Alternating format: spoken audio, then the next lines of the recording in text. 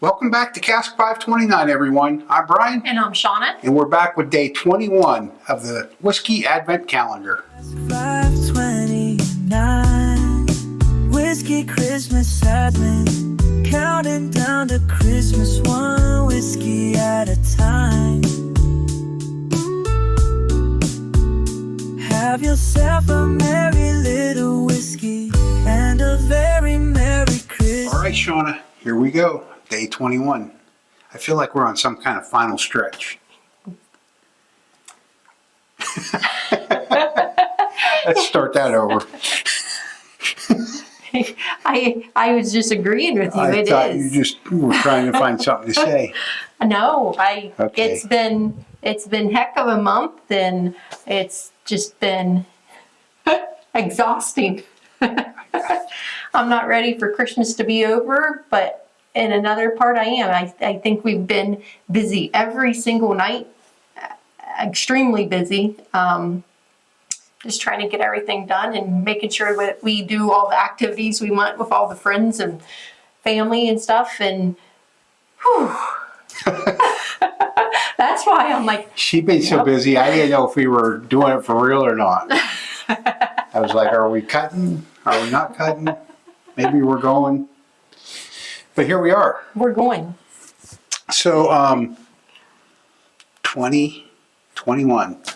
You Yeah. ready? Yeah, 21. Let's do this. A little bit of a light one tonight. I would say so, huh? Yeah.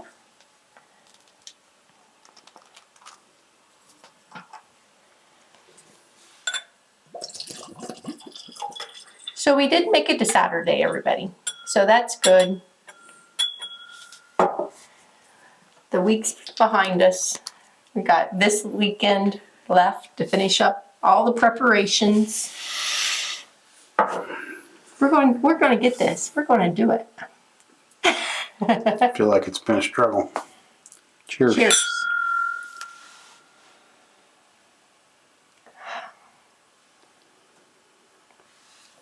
I'm getting really notes of caramel sweetness on this one.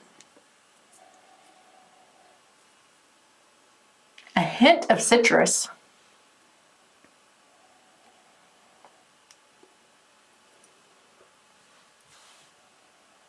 Yep, caramel, a little bit of citrus, tiny, tiny, tiny bit of spice. I might get us just a tiny bit of that citrus you're talking about, but I'm not really getting much anything on it.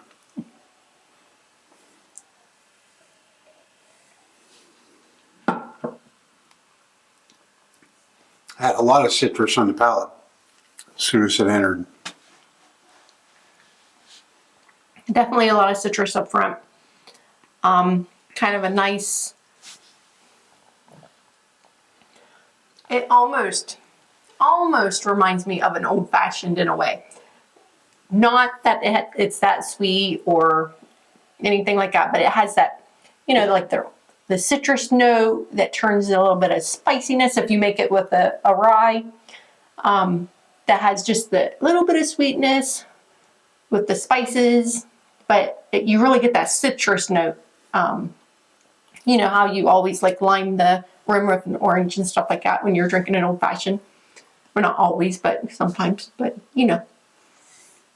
Speaking of old fashions, Yes, I made you an old fashioned recently, you did. and I don't know that you even asked me what I made it with. Well, I know you used the apple cinnamon simple syrup, Yeah.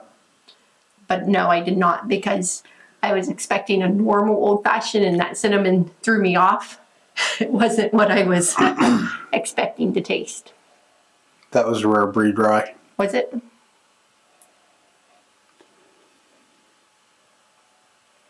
I don't know. The nose is it's kind of refreshing.